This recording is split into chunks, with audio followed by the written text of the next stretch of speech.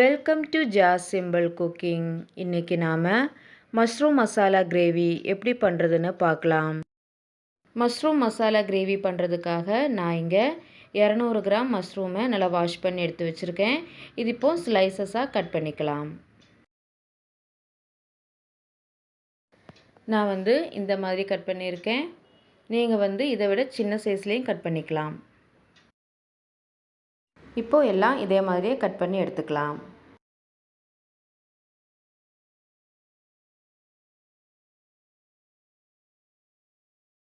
இப்போது எல்லாம் கட் பண்ணியாச்சு. இப்போ இது சைடில் இருக்கட்டும்.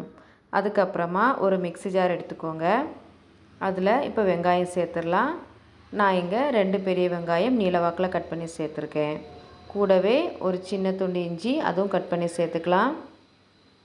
5-6 பல் பூண்டு, ஒரு பச்சை மிளகாய் அது 2ஆக கட் பண்ணி சேர்த்துருக்கேன். இப்போ இதெல்லாம் சேர்த்து நல்லா நைஸாக அரைச்சி எடுத்துடலாம்.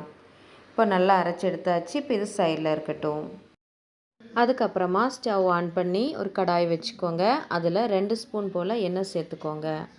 சேர்த்துட்டு இப்போ நாம் இதில் கட் பண்ணி வச்சுருக்கிற காளானை சேர்த்துடலாம்.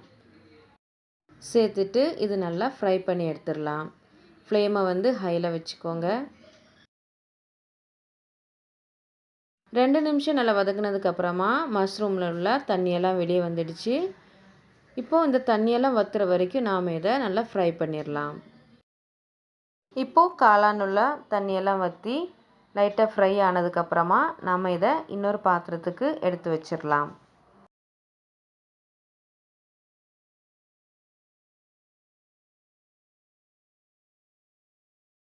இப்போது எல்லாம் ஒரு பாத்திரத்தில் எடுத்து வச்சாச்சு. இப்போ இது சைடில் இருக்கட்டும். அதுக்கப்புறமா அதே கடாயில் 2 ஸ்பூன் போல் எண்ணெய் சேர்த்துக்கோங்க. இப்போ இதில் 1/2 ஸ்பூன் ஜீரகம் சேர்த்துடலாம். சேர்த்துட்டு லைட்டாக வதக்கி விட்டுடலாம். இப்போ ஜீரகம் நல்லா பொரிஞ்சு வந்ததும் இப்போ இதில் நம்ம அரைச்சி வச்சுருந்த வெங்காய விழுதை சேர்த்துடலாம். சேர்த்துட்டு நல்லா வதக்கிடலாம். வெங்காயம் நல்லா வதங்கி இஞ்சி பூண்டோட பச்சை வாசனை போகிற வரைக்கும் இது நல்லா வதக்கிடலாம்.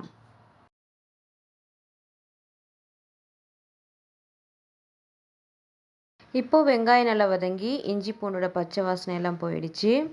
இப்போ நாம் இதில் 1 ஸ்பூன் வத்தல் தூள், 1/2 ஸ்பூன் மல்லித்தூள், 1/4 ஸ்பூன் ஜீரகத்தூள், 1/4 ஸ்பூன் மஞ்சள் தூள் சேர்த்துட்டு நல்லா கலந்து விட்டுக்கலாம். மசாலாவோட பச்சை வாசனை போகிற வரைக்கும் நல்லா வதக்கிடலாம்.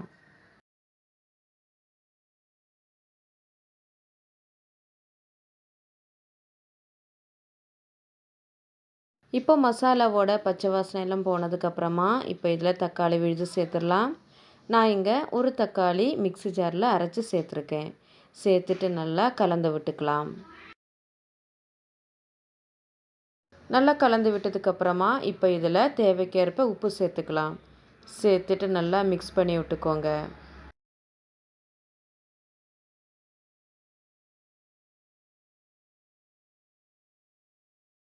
இப்போ உப்பு சேர்த்து நல்லா கலந்து விட்டாச்சு. இப்போ மூடி வச்சு ஒரு 2-3 நிமிஷம் தக்காளி வேகிற வரைக்கும் வெயிட் பண்ணலாம். இப்போ 2-3 நிமிஷம் போல் இருக்குது. இப்போ ஓப்பன் பண்ணி பார்த்துடலாம். தக்காளி நல்லா வெந்திருக்கு. இப்போ நல்லா கலந்து விட்டுக்கலாம்.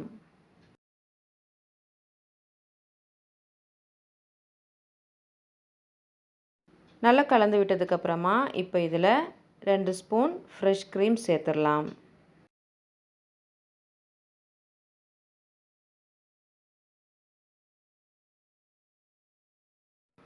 இப்போ நல்லா மிக்ஸ் பண்ணி விட்டுடலாம்.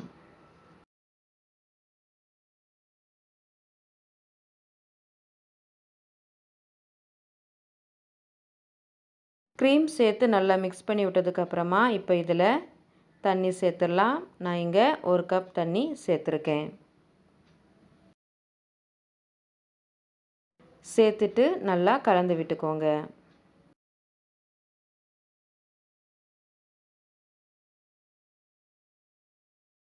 இப்போ லைட்டாக கொதிக்க ஆரம்பித்ததும் இப்போ இதில் 1/2 ஸ்பூன் கரம் மசாலா,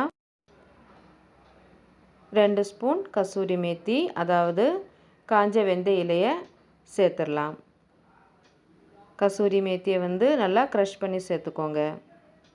இப்போ நல்லா கலந்து விட்டுக்கலாம். இப்போ மூடி வச்சு ஒரு 2-3 நிமிஷம் கொதிக்க விடலாம். இப்போ 2-3 நிமிஷம் போல் ஆயிருக்கு. ஓப்பன் பண்ணி பார்த்துடலாம். கிரேவி வந்து கொஞ்சம் திக்காக வந்திருக்கு. நல்லா கலந்து விட்டுக்கோங்க. இப்போ இதில் நம்ம ஃப்ரை பண்ணி வச்சுருக்கிற காளானை சேர்த்துடலாம். சேர்த்துட்டு நல்லா கலந்து விட்டுக்கோங்க.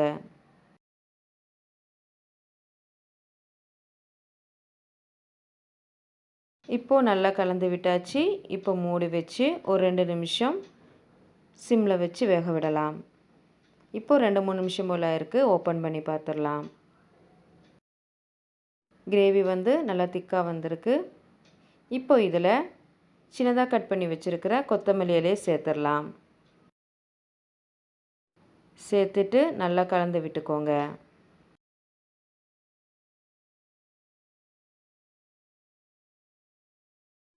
இப்போ நல்லா கலந்து விட்டதுக்கப்புறமா ஸ்டவ்வை ஆஃப் பண்ணிடலாம். அவ்வளோதான், நம்ம காளான் மசாலா கிரேவி சூப்பராக தயாராகிட்டு. இந்த வீடியோ உங்களுக்கு பிடிச்சிருந்தா லைக் பண்ணுங்கள், ஷேர் பண்ணுங்கள், மறக்காமல் சப்ஸ்கிரைப் பண்ணுங்கள். தேங்க்ஸ் ஃபார் வாட்சிங்.